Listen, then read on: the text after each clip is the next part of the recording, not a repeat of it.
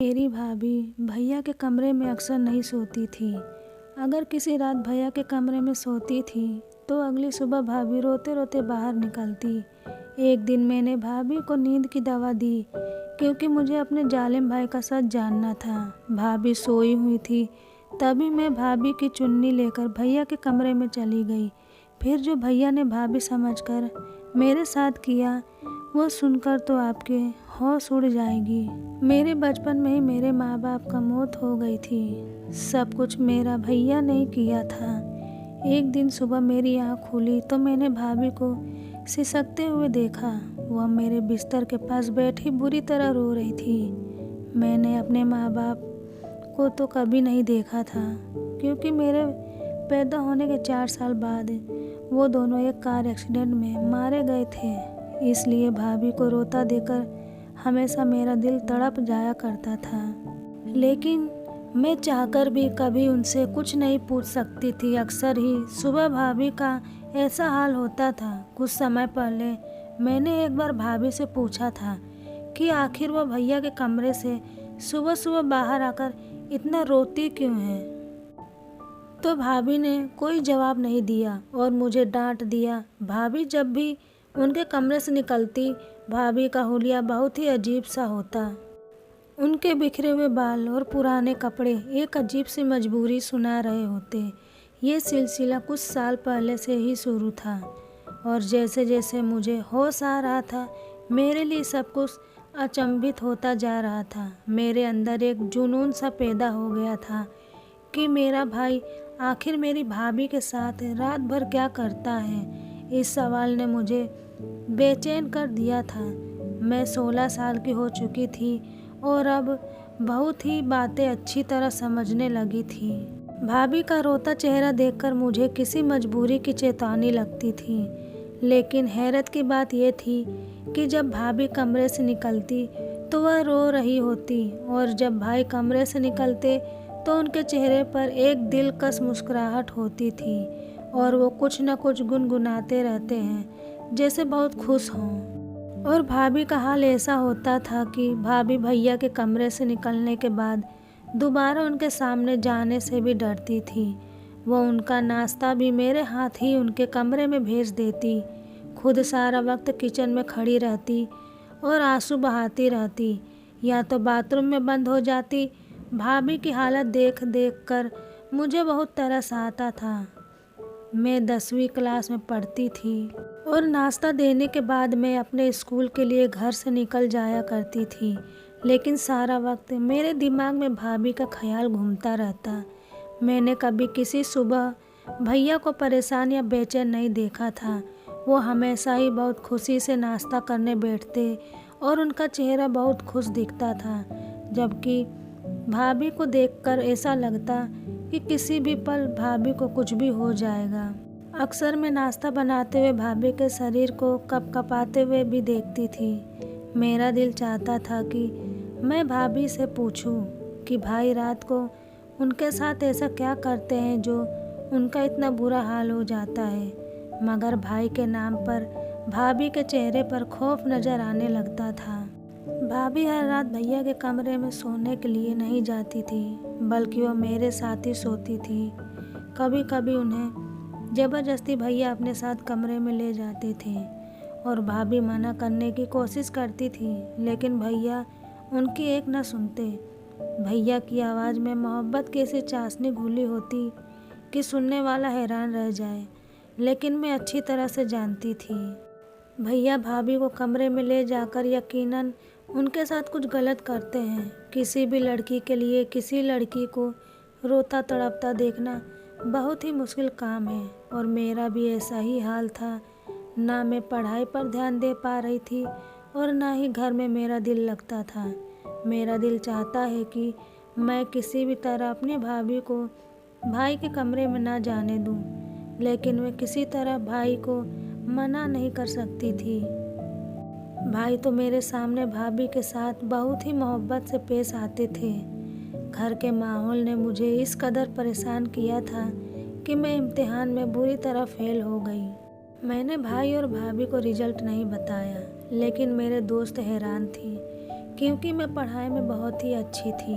वो बार बार मुझसे पूछने लगी कि मेरा ध्यान कहाँ रहता है। मैंने उससे भाभी और भाई के बारे में बता दिया। तुम्हारे भैया अंग्रेजी फिल्में तो नहीं देखते? सोहा ने अचानक से सवाल किया। मैं हक्का बक्का से उसे देखने लगी। फिल्म का भला क्या मकसद था? वह अलग निगाह से मुझे देख रही थी और मैं उसकी बात न समझ पाई। उसने बात बदल दी, लेकिन मेरी सुई उसकी बात पर अटक गई। आखिर सोहा ने यह सवाल क्यों पूछा था? मैं घर वापस आई तो भाभी के चचेरा भाई सैफ अंकल बैठे हुए थे। वो दोपहर को हमारे घर आते थे। भाभी की बचपन से ही उनसे बहुत अच्छी दोस्ती थी। भाभी बताती थी कि वो दोनों बचपन में एक साथ रहते थे। फिर सैफ अंकल विदेश चले गए और भाभी की शादी भाई से हो गई। भाभी की शादी को 18 साल हो चुके थे और कुछ साल पहले शायद सब कुछ ठीक था, या फिर मैं ही छोटी थी और ना समझ थी। लेकिन कुछ साल से मुझे अच्छी तरह भाभी की हालत समझ आने लगी थी। मैं जान गई थी कि मेरा भाई एक अच्छा आदमी नहीं है। वह मेरी भाभी की तकलीफ की वजह है और इसी बात ने मेरे दिल में अपने भाई के लिए दुश्मनी पैदा कर दी थी। सैफ अंकल से हमारी भाभी की बहुत अच्छी दोस्ती थी। वो साल भर पहले ही इंडिया वापस आए थे और भाभी से मिलने के लिए अक्सर आते थे, लेकिन भाभी को उनका आना अच्छा नहीं लगता था। सैफ अंकल के जाने के बाद भाभी अक्सर मुझे कहती हैं कि अगर तुम्हारे भाई को पता चला कि सैफ मिलने आता है तो बहुत बुरा होगा। मैं भाभी को दिलासा देती कि भाई को कैसे पता चलेगा। भाई सुबह काम पर जाते हैं, रात को ही घर आते हैं। मुझे तो सैफ अंकल बहुत अच्छे लगते थे। वो हमेशा आते हैं और भाभी का मूड अच्छा करके जाते हैं। मेरे लिए भी बहुत सारा सामान लेकर आते हैं। भाई की आमदनी इतनी कम थी कि गुजर बसर भी मुश्किल से होता था। रात में मैंने अपना और भाभी का बिस्तर लगाया और भाभी के साथ आंखें बंद करके लेट गई। थोड़ी देर में भाई मेरे कमरे में आए। भाभी मेरे साथ ही सोने के लिए लेटी हुई थी। भाई ने उन्हें साथ चलने को कहा तो भाभी ने दबी दबी आवाज़ों में इनकार किया। मैंने आंखें नहीं खोली थी। मैं सुनना चाहती थी कि भैया भाभी से क्या कहते हैं। चल न सीमा, मैं तुझे बिल्कुल तंग नहीं करूँगा, वादा है। भाई की आवाज़ मेरे कानों में पड़ी, जिसमें मोहब्बत की मिठास थी। मुझे नहीं जाना तुम्हारे साथ, तुम हमेशा ऐसे ही कहते हो। भाभी ने एक बार फिर इनकार किया। तुम्हें सोचना चाहिए, अब तुम्हारी बहन जवान है, वो 100 सवाल करने लगी है, लेकिन तुम्हें इस बात से कोई फ़र्क नहीं पड़ता। भाभी ने धीमी लफ्ज़ में भाई को जवाब दिया।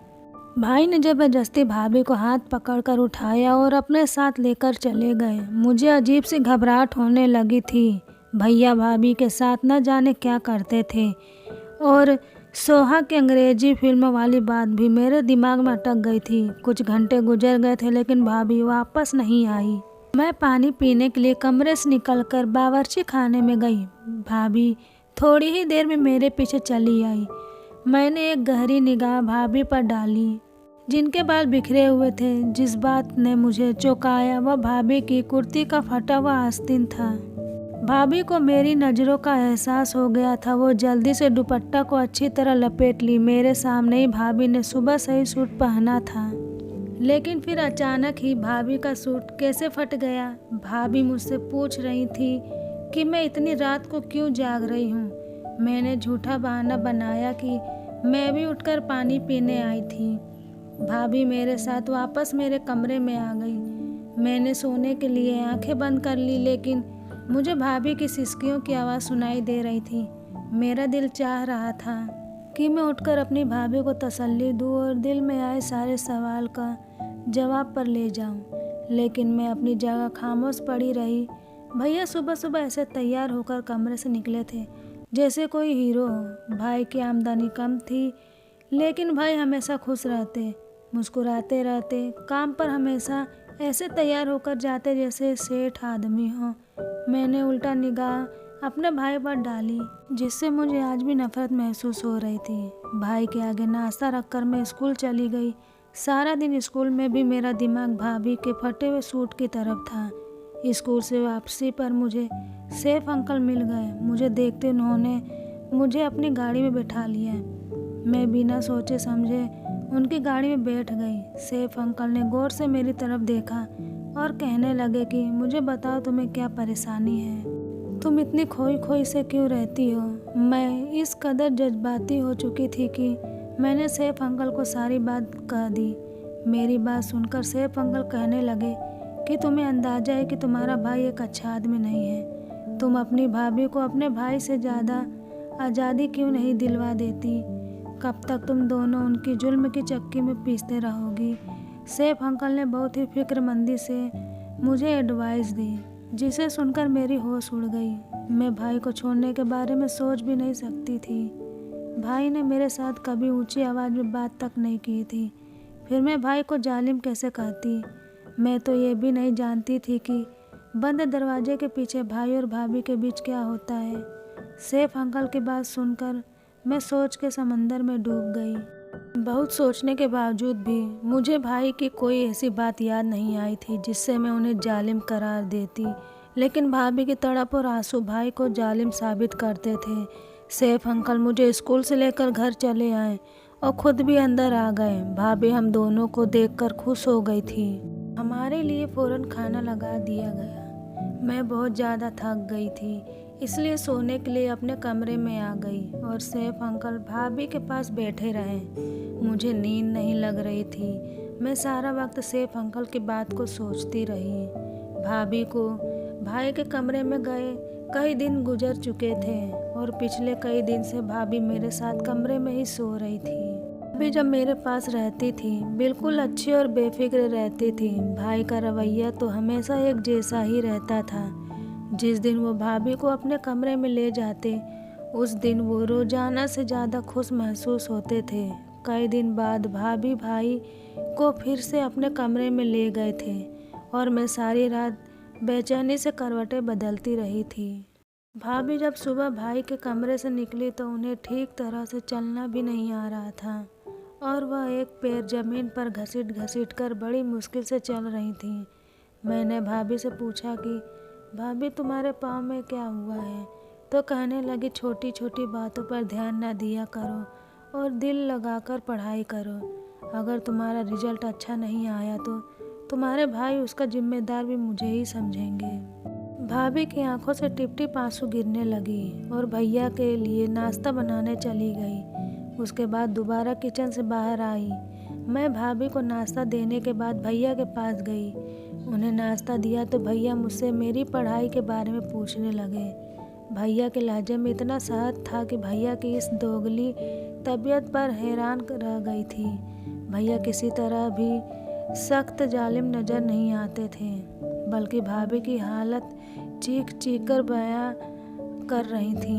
मैंने भाई से कहा कि मुझे भाभी के बगैर नींद नहीं आती और वो भाभी को रात को अपने कमरे में ना बुलाया करें। मेरी बात सुनकर भैया मुस्कुराने लगे, कहने लगे मैं तो कभी कभी तुम्हारी भाभी को अपने पास बुलाता हूँ। मेरा भी तो तुम्हारी भाभी पर हक है और मैं उससे बहुत मोहब्बत करता हूँ। भैया की बात सुनकर मेरा खून खौल उठा था, क्योंकि उनकी मोहब्बत के नज़ारे में आए दिन ऐसा देखते रहती थी, लेकिन भैया से कुछ बोलने के बारे में सोच भी नहीं सकती थी। इसलिए खामोशी से स्कूल के लिए चली गई। स्कूल में टीचर पढ़ाते हुए हमें समझा रही थी कि कभी कभी पूरा सच जाने बगैर कोई फैसला नहीं करना चाहिए। आधा सच हमेशा बहुत खतरनाक होता है, जो इंसान को बर्बाद करके रख देता है। टीचर की बात ने मेरा दिमाग की एक और खिड़की खोल दी थी।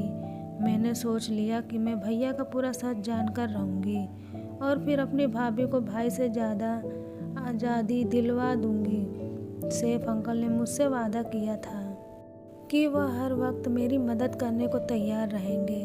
मेरी भाभी बिल्कुल मेरे जैसी थी। मैं उम्र में 16 साल की थी, लेकिन शरीर में लवाई में बिल्कुल अपनी भाभी की तरह थी। अगली रात मैंने खुद ही अपनी भाभी को नींद की दवाई देकर सुला दिया और खुद अपनी भाभी की चुन्नी ओढ़कर भाई के कमरे में चली गई। भाई के कमरे में एक छोटा सा बल्ब जल रहा था। भाई अंधेरे की वजह से मुझे भाभी समझ बैठे थे कि वह हर वक्त मेरी मदद करने को तैयार रहेंगे। मेरी भाभी बिल्कुल मेरे जैसी थी। मैं उम्र में 16 साल की थी, लेकिन शरीर में लवाई में बिल्कुल अपनी भाभी की तरह थी। अगली रात मैंने खुद ही अपनी भाभी को नींद की दवाई देकर सुला दिया और खुद अपनी भाभी की चुन्नी ओढ़कर भाई के कमरे में चली गई। भाई के कमरे में एक छोटा सा बल्ब जल रहा था। भाई अंधेरे की वजह से मुझे भाभी समझ बैठे थे और कहने लगे कि मेरी खुशनसीबी है कि सीमा आज खुद चलकर मेरे कमरे में आई है। भाई बहुत ही खुशी से कहते हुए मेरे पास आकर बैठ गए। बहुत ही इज्जत से मुझे अपने बराबर में बिठा लिया। भाई के बराबरी में बैठे मेरा शरीर कांप रहा था। मैं नहीं जानती थी कि उससे आगे मेरे साथ क्या होने वाला है, लेकिन आज मैं पूरा सच जानना चाहती थी। तू सारा दिन काम करके थक जाती है, चल अब सुकून से सो जा। मैं तुझे अपने करीब देखकर खुश हो जाता हूँ। भाई को अंधेरे की वजह से मेरा चेहरा नजर नहीं आ रहा था और भाई ने खुद ही मुझे अपने तकिए पर लेटा दिया। वह बहुत आहिस्ता आहिस्ता बातें करने लगे। वह कह रहे थे कि अपनी आमदनी का कुछ हिस्सा उन्होंने जमा कर लिया है, जिससे वह मेरी शादी करेंगे। उसके बाद जो कुछ भाई ने कहा वो सुनकर मेरे होश उड़ गए। वो कह रहे थे, मैं जानता हूँ कि सैफ ने एक बार फिर हमारे घर का रास्ता देख लिया है, लेकिन सीमा मैं तुझे बता दूँ कि वो इंसान ठीक नहीं है और ना ही उसकी नीयत अच्छी है। पहले भी एक बार वो तुझे बर्बाद करके कोशिश कर चुका है और अब तो हमारे घर जवान बहन भी है, इसलिए तो एहतियात का दामन थाम के रखना। भाई को अभी तक मालूम नहीं था कि मैं भाभी नहीं बल्कि उनकी बहन हूँ और कुछ ही देर बाद भाई को नींद लग गई। काफ़ी देर तक मैं दम साधे भाई के पास बैठी थी, लेकिन भाई तो बहुत गहरी नींद सो चुके थे। मैं खामोशी से उठकर कमरे से बाहर निकल आई। भाई ने कुछ भी ऐसा नहीं किया था जिससे मुझे कुछ भी समझ आता। भाई तो सुबह इज्जत और एहतराम से बात किए और सो गए। फिर भाभी ऐसा क्यों करती हैं? इसलिए सैफ अंकल और भाभी को लेकर मेरे दिल में बहुत से सवाल पैदा हो चुके थे। अगली सुबह भाई और रोजाना की तरह थे और उनका चेहरा ऐसा था जैसे भाभी के साथ रात गुजारने के बाद हुआ करता था। मैं खामोशी से भाई का जायजा ले रही थी, लेकिन मुझे भाई के रवैये में कोई बदलाव नजर नहीं आ रहा था। स्कूल से वापस लौटी तो घर के बाहर ही सैफ अंकल की गाड़ी खड़ी हुई थी। मैं हमेशा दूर से सलाम करके घर में आती थी, लेकिन आज मैं चोरों की तरह दबे पांव घर में घुस गई। भाभी और सैफ अंकल मेरे कमरे में एक साथ बैठे बातें कर रहे थे। उन्हें मेरी मौजूदगी का एहसास नहीं था।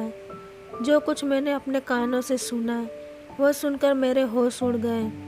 मैं सोच भी नहीं सकती थी कि वो सच में जिसे जानने के लिए मैं बेताब थी वो इस कदर भयानक है। भाभी सैफ अंकल से हंसकर कह रही थी कि मैं अपनी ननद के दिल में उसके भाई के खिलाफ पूरी तरह नफरत का बीज बोया है और अब वो दिन दूर नहीं जब मेरी ननद अपने भाई के खिलाफ खड़ी हो जाएगी। वो ज़बरदस्ती मुझे अपने साथ इस रिश्ते में बांध कर रखा हुआ है, लेकिन अब मैं आज़ादी चाहती हूँ। वह मुझे कमरे में ले जाता है और मुझे बात करते करते ही सो जाता है, लेकिन जैसे ही मैं बाहर निकलती हूँ तो अपना हुलिया खुद ही ख़राब कर लेती हूँ। मैंने छोटी के दिल में ये बात अच्छी तरह बिठा दिया कि उसका भाई मुझ पर जुल्म करता है। एक दिन तो मैंने खुद ही अपनी सूट का आस्तीन तक फाड़ डाला। मैं चाहती हूँ कि जब मैं उससे आज़ादी की बात करूँ तो मेरी ननद मेरी ढाल बन जाए और मुझे अपनी ननद को छोड़कर उसके घर से ना निकलना पड़े। छोटी तो दुनिया को मेरी बेगुनाही और अपने भाई के जुल्म की दास्तान सुना देगी और मैं छोटी को लेकर तुम्हारी ज़िंदगी में शामिल हो जाऊंगी। सैफ अंकल हंसते हुए कहने लगे कि हाँ, मैंने छोटी से भी कह दिया है कि उसे जब मेरी मदद की ज़रूरत होगी मैं चला आऊँगा। भाभी सैफ अंकल से कहने लगी कि पहले की तरह तुम मेरे साथ बेवफाई ना करना। एक बार पहले भी तुम मुझे बीच रास्ते में छोड़कर चले गए थे। उस वक्त मेरे पति ने मुझे माफ़ करके अपनाया था।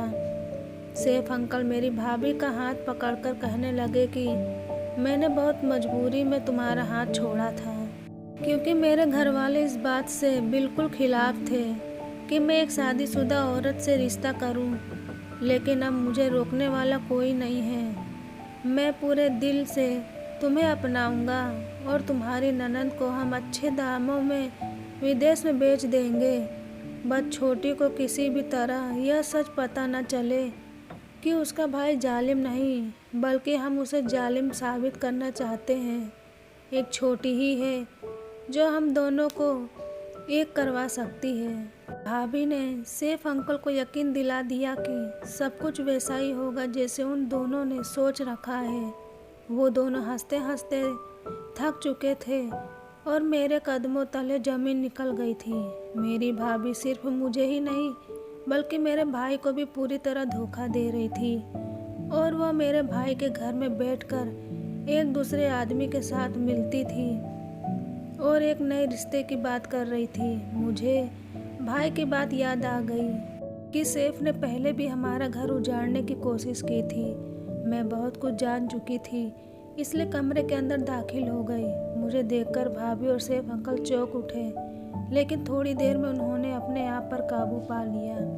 सैफ अंकल ने मेरी तरफ चॉकलेट बढ़ाई। मैंने चॉकलेट पकड़ने के बजाय भाभी की शक्ल देखी और सख्त लहजे में भाभी को पूछा कि आपको मुझसे बताना पड़ेगा कि आखिर आपको भाई से क्या मसला है। भाभी जान चुकी थी कि उनके झूठ का पोल खुल चुका है, इसलिए बिना झिझके भाभी ने मुझे सारा सच बता दिया। भाभी शादी से पहले अंकल से मोहब्बत करती थी, लेकिन सैफ अंकल ने उनसे शादी करने के बजाय विदेश जाकर नौकरी करने लगी और भाभी की मोहब्बत को छोड़कर अपना कैरियर चुन लिया। बचपन की मोहब्बत में अपना रंग कच्चा न होने दिया और भाभी के दिल में सैफ अंकल की मोहब्बत का रंग बसा रहा। भाभी के घर वालों ने भाभी के लिए भाई को पसंद कर लिया। भाभी जवान और खूबसूरत थी, जबकि भाई उम्र में 9 साल बड़े थे, और भाई आम शक्ल सूरत के मालिक थे, जबकि सैफ अंकल हैंडसम थे। भाभी के लिए भाई का रिश्ता घर वालों की मर्जी से था, और भाभी ने अपने घर वालों की ज़बरदस्ती पर भाई से शादी तो कर ली, लेकिन वो कभी भाई को दिल से अपना ना पाई थी।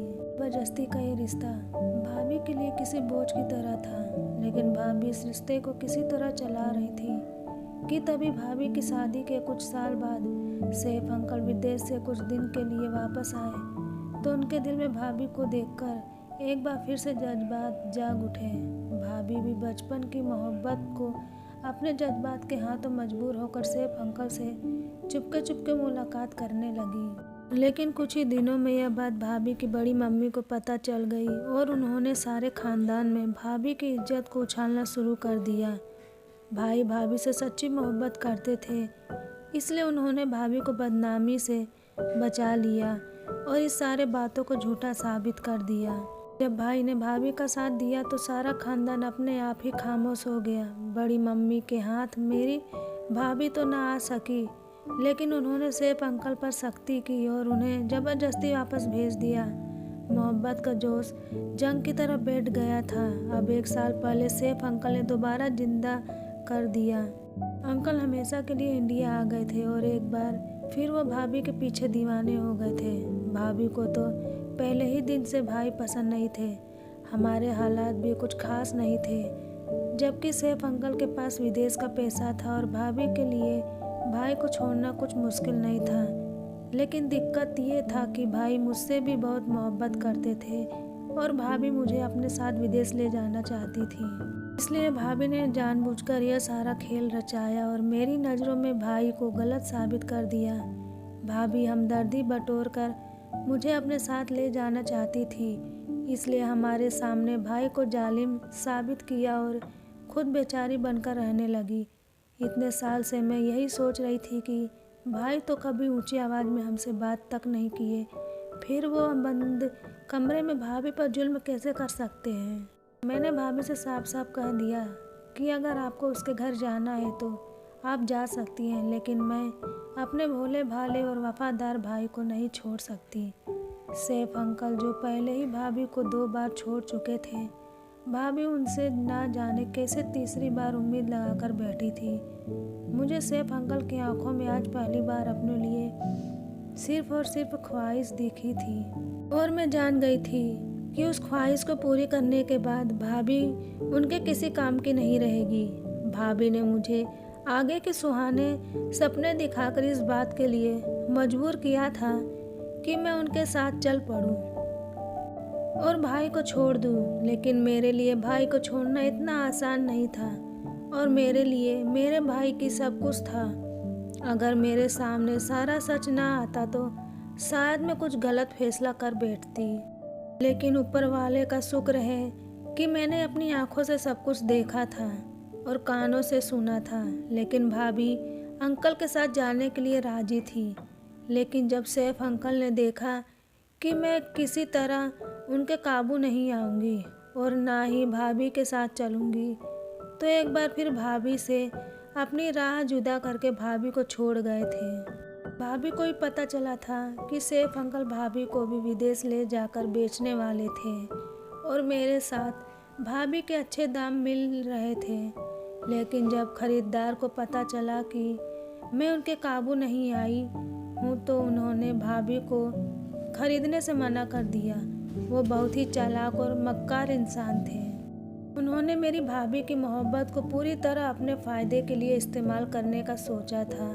भाभी को जब एहसास हुआ कि जज्बात की धारा में बहकर वो कितना बड़ा नुकसान करने जा रही थी, अगर भाभी और मैं उनके साथ चले जाते तो वो हमारी इज्जत को एक बार फिर वैसे ही बदनाम करते जैसे बड़ी मम्मी ने भाभी की इज्जत की धज्जियां बिखेरने की कोशिश की थी। न जाने कौन सा अच्छा काम हम दोनों ननंद भाभी के काम आ गया था कि हम सैफ अंकल के चुंगल से निकल गए थे। भाभी ने मुझसे अपने किए की माफ़ी मांगी। मैंने भी भाभी से वादा किया अब वो कभी ऐसी गलती नहीं करेंगी। रात को भैया घर लौटे तो भाभी ने खुद ही भैया के लिए खाना मंगवाया और अपना बिस्तर भी भैया के कमरे में लगा दिया। भैया की खुशी देखने के लायक थी।